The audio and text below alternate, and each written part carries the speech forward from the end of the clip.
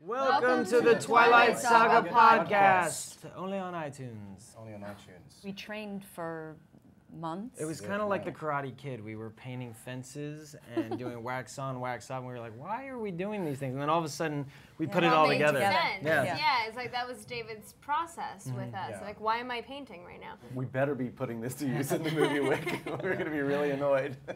I think it's nice. We are all like really a family unit. We all spend a lot of time together on and off set. But it was intense doing like such violent things together, like being in fight training and having to really learn to trust one another, and no one ever really learned to trust me. I was probably the most violent. No, but truly none of the stunt men would want to rehearse with her at a certain point.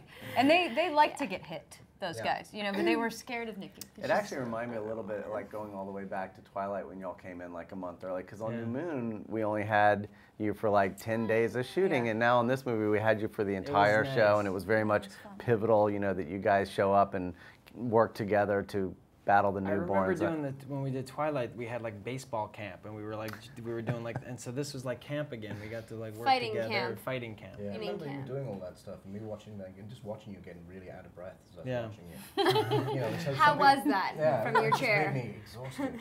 But I think he'd be eating sandwiches, going, "Try that one again." No, you know, and you know, so a lot of directors are those guys who, you know, they get in the harnesses to show the actors that they're there with them. And they'll do all of the stunts with them. I'm not that guy. No, I'm just focusing on 100 million No, but you know, things. you did do something. When you had me on that weird dolly chair thing and you were flying me back and forth in this hallway, you were jogging alongside, talking to me. But we didn't have that much time, and so I think you didn't have a choice there. I was just running. It's funny, the amount of eating I had to do to keep fat. And if you see any photographs of me throughout the production process, I'm eating. And just because I was moving around so much, you needed the energy. I mean, I was losing weight for 5 months or something. I was putting on weight faster than when I was a fetus. It's the weirdest thing. Making these movies is the only time where I actually go up to a director. I think I went up to David a few times and went like, "Are you okay?"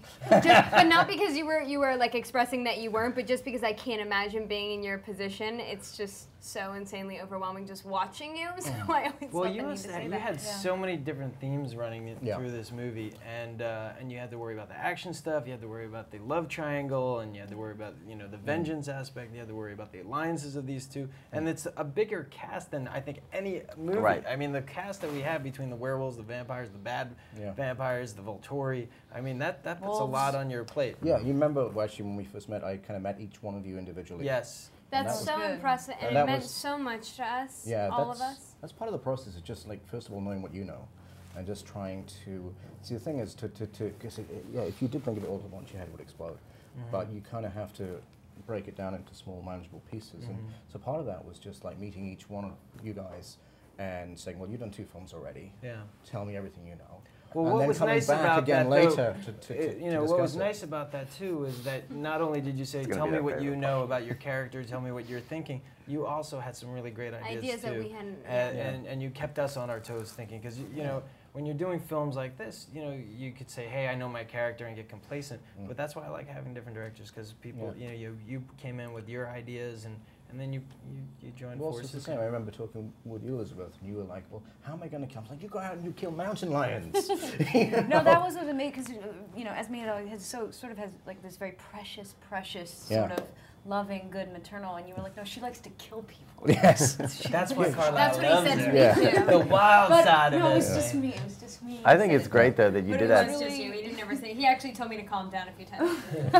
No, but it was so great to be reminded of that. I mean, because then that really comes out in this movie. So in that process was like, okay, so I get as much information out of you as I can, and then I go and take it back, and I try and figure out, you know, what I may say to you, and then we had repeat meetings. And then when we came in to do like ensemble, we're not discussing your character, we're discussing content. We didn't have to get lost in other people's. Yeah, and I thought that's why we do that.